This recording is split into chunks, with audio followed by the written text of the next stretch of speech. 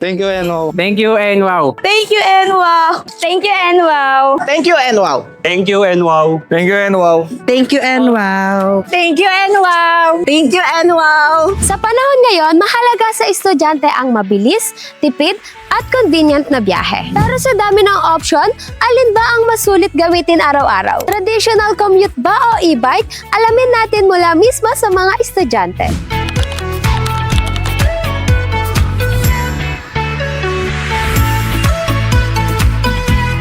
Sa student po, mas convenient po siya and mas affordable po when traveling from point to point. Opo, lalo na po pagka may mga nagaganap pong traffic sa highway.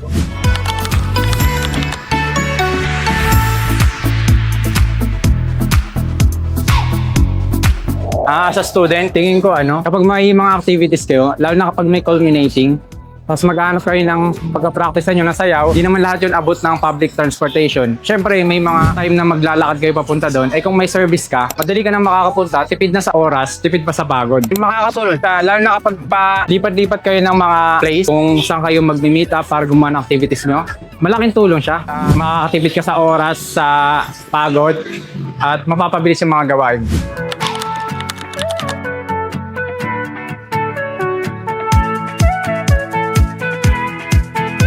Wala pa po kasi kami budget. Balak po namin kumuha po kasi lalo na po ngayon na mahal na nga po yung gas. Kapag nagkaroon na po kami ng saktong budget, kukuha po.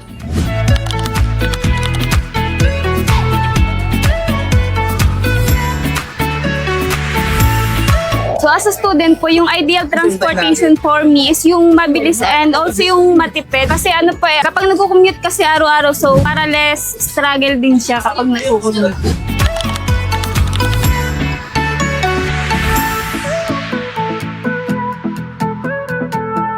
Para sa akin, mas importante para sa akin ay ang oras. Kasi bilang college student, mas binavalue namin yung oras namin para makagawa ng mas marami activities and projects na kailangan namin gawin. Aside that, may mga kanya-kanya rin kami personal life sa kanya-kanya namin bahay at kailangan din namin i-accomplish yun ng balance lang, ng hindi napapabayaan ng aming pag-aaral. So, mas importante sa akin yung oras.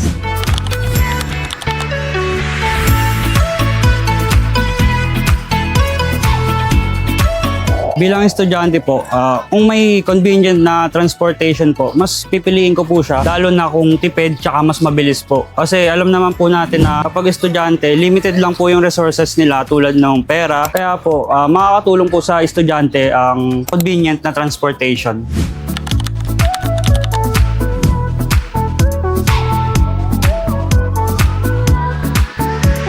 Pag sinabi nating ideal commute experience, dapat mabilis to, tsaka hindi siya hassle para hindi siya sayang sa oras.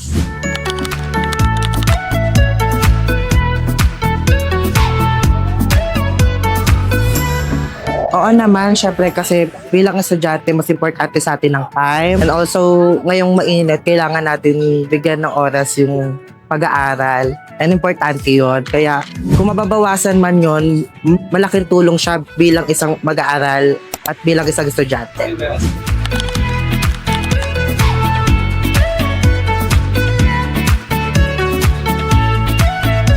Yes, naniniwala po ako dahil sa current condition ng bansa natin, maraming possible na pwedeng mangyari. Unexpected things na maraming naaapektuhan tulad ng pagtaas ng gasolina. And dito lumalabas yung importansya ng ibang bagay kagaya na lamang ng mga electric vehicles, kagaya ng e-bike, na mas nagiging convenient siya sa mga tao dahil mas nakakalas sila compare sa pagbabayad ng gasolina. It will charge just the electric bills than another expenses for the gasoline.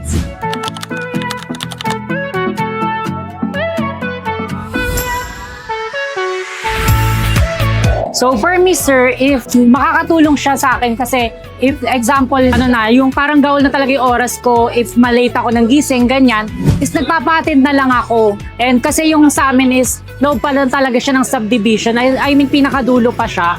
and super late na hindi ko na kayang maglakad pa palabas ng subdivision. Since may e-bike naman kami and nagpapatid na lang ako sa parents ko and minsan sa ate ko, ganyan. Sa huli, iba-iba man ang sitwasyon ng bawat estudyante, malinaw na malaking parte ng student life ang tamang transportation choice. Hindi lang ito tungkol sa pagpasok sa school, kundi tungkol ito sa oras, comfort at energy na dala araw-araw.